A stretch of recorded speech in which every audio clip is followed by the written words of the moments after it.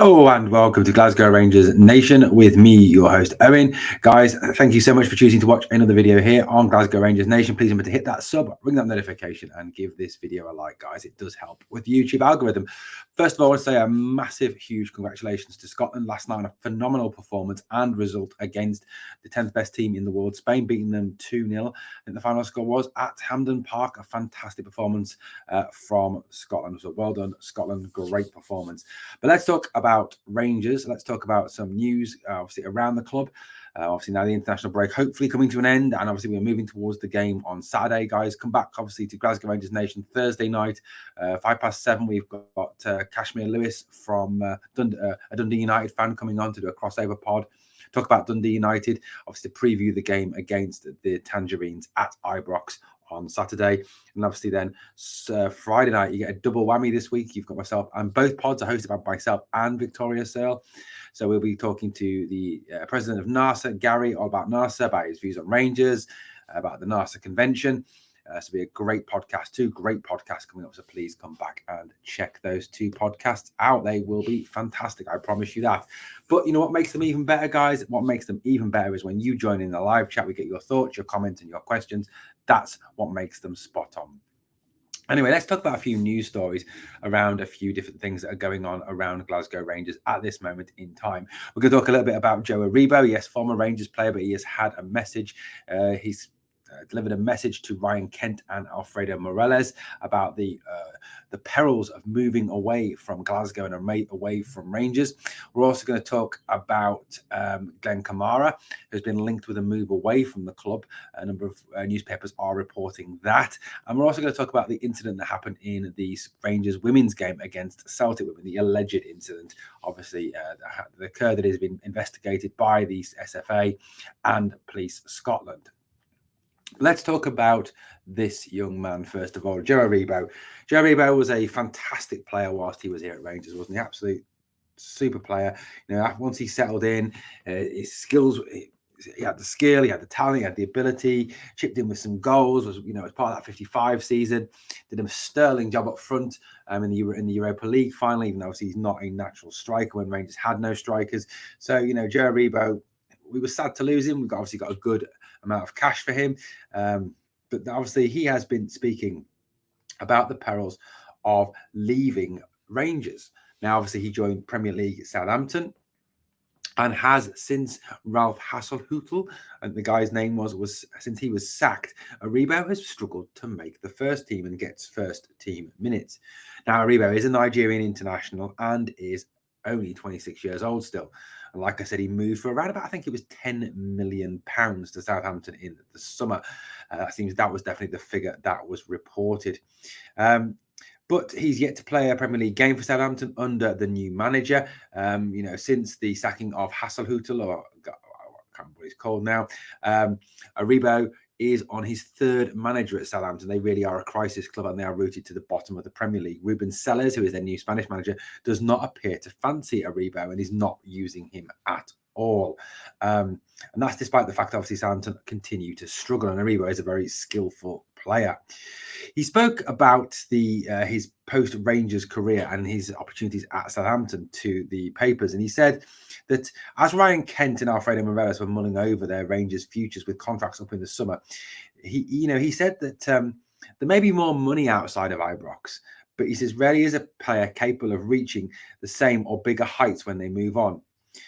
He said, it's the coach's decision when it comes to actually, for me, playing. I think every single coach has his own opinion on things. For me, I'm not really too phased because it's processes. For me, it's growing pains. I just need to be patient and just wait on God's timing, which is perfect. Of course, it's difficult for any normal human being. It will be difficult. I don't let that affect me too much. I'm pretty strong-minded, so how I deal with disappointment, I kind of use it to charge me and just trying to improve the best that I can. At the end of the day, I shouldn't stress. I have faith. But, he talked very much about the fact that it is a huge risk leaving Glasgow. Yes, there may be more money in the Premier League. Yes, there may be more money in other European leagues. But he said, obviously, at Rangers, they get a chance to compete for trophies. You get the chance to compete in Europe every season. And he said that players like Kent and like Morelos shouldn't be so keen to jump and run from the club, especially if the club are willing to retain them, which certainly appears to be the case with Ryan Kent. around Alfredo Morelos, there is still a great deal of uncertainty. I think a lot of that is linked, obviously, to Alfie's attitude and well, a perceived problem with his attitude this season, and also his perceived problem with his fitness this year.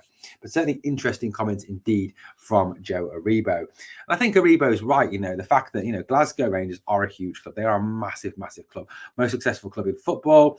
Every season we play in one of the two European competitions, whether it's the Champions League or the Europa League.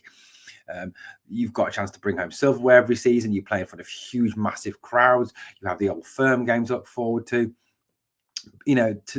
Yes, it may seem more golden to go somewhere down south, to go to a Premier League club who are offering you more wages. But sometimes, you've got to balance that up. If you go to clubs like, no disrespect, like Southampton, like Brentford, like Brighton, Nottingham Forest, clubs like that, realistically, they're not going to be competing in the Champions League. Realistically, they're not going to get into Europe. Realistically, they're not going to compete for a trophy. English football is very much dominated, isn't it, by the big 4-5 teams there down there: Manchester City, Manchester United, Arsenal, Chelsea, Tottenham, now Newcastle United, obviously with their newfound wealth from the Saudis. Now, obviously, those 6 teams have got all the money, they've got the better players, they've got all the opportunities to compete in Europe, to compete in the Champions League, to compete in the Europa League, to compete for the Premier League, to compete for the FA Cup, the League Cup.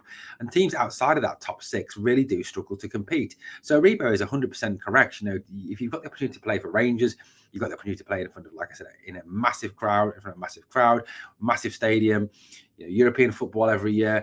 Yes, the money might not be as good, but you've got to balance that with what is better for your career: playing in Europe, competing for trophies, or earning a packet and not actually, going anywhere and staying in the bottom half of the league most of the year. What's the better? So Arribo, I think, is very accurate in what he has to say. Now let's move on to talk about Glenn Kamara. Now, Glenn Kamara this season has been criticised by a number of supporters for his performances, seemingly lacking energy, lacking drive, and many people were unhappy, obviously, that he started the Viaplay League Cup final. They really do feel that Kamara is not the same player that he once was, especially during that 55 title-winning season or even on the run to Europa League final. Kamara has seemingly stagnated, and a lot of fans are keen for Kamara to be sold in the summer. Now, there is obviously, a market for a player like Kamara.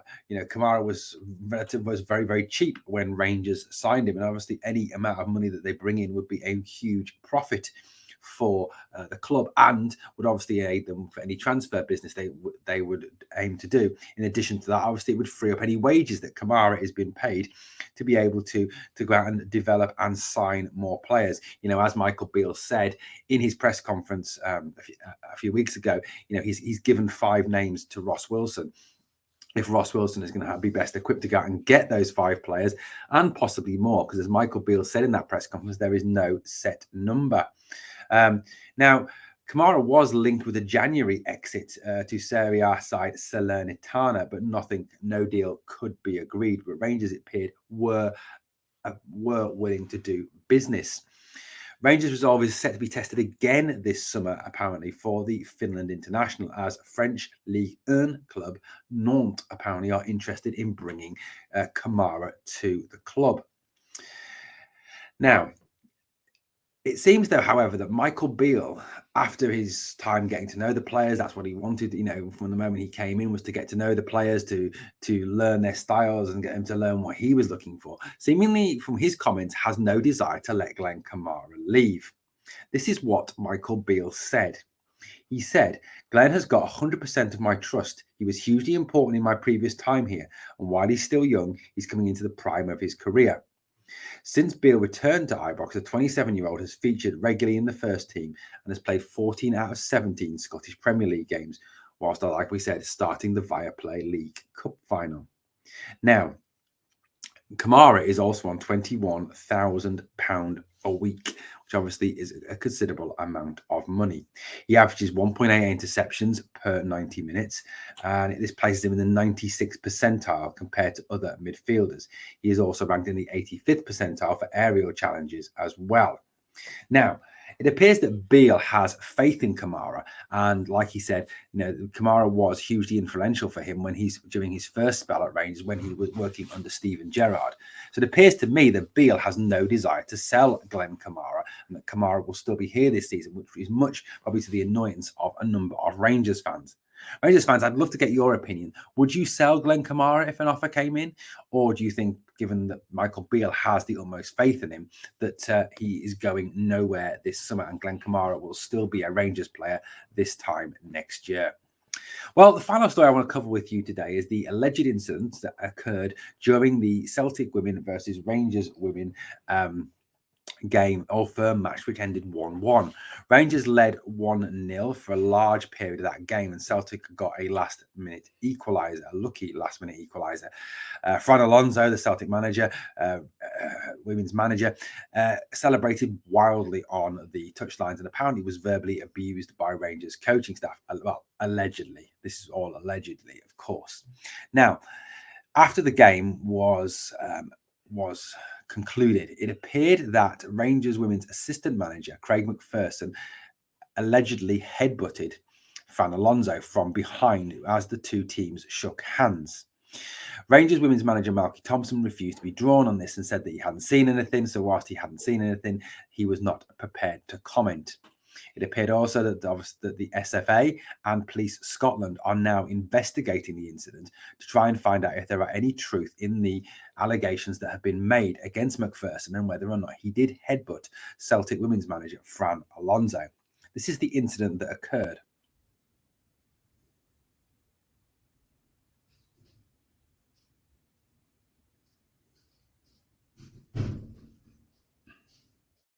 So what you can see in that incident, obviously, is McPherson go across and appear to lean his head into Alonso. Whether or not that is a headbutt or constitutes a headbutt, obviously, is open for debate and obviously is the subject of an investigation. Here is the a still of that incident. You can see McPherson very close to Fran Alonso. Now, quite why this incident took place is still unknown. Maybe it was to do with the Spaniards' celebrations at the end of the game and after Celtic's equaliser, particularly riled McPherson. However, like I said, this is still under investigation and is all alleged and up in the air as to whether what occurred definitely occurred. It appears so on the photograph and on the video, but like I said, because it is under investigation, we have to be very careful with what we say about this incident. It would be deeply regrettable if anything happened, obviously, and would obviously tarnish the club.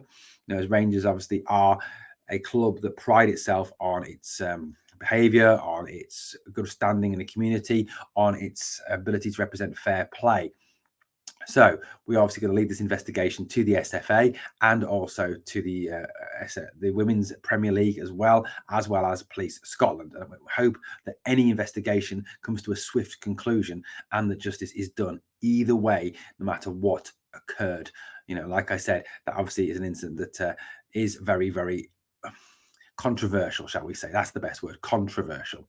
Well, guys, that's some bits and pieces of news that I've picked out from Glasgow Rangers. This coming up now on Tuesday, going into Wednesday. Obviously, this video is out Wednesday morning. I recorded it last night, Tuesday. The international break is now coming to an end. Rangers now obviously turn their attention to preparing for the Dundee United game. They return to domestic football on Sunday. This is going to be a huge month. In the month of April, Rangers play 5 games. Two of those games are against that mob from across the city. One of those being the Scottish Cup semi-final. The other one being a league game at Parkhead.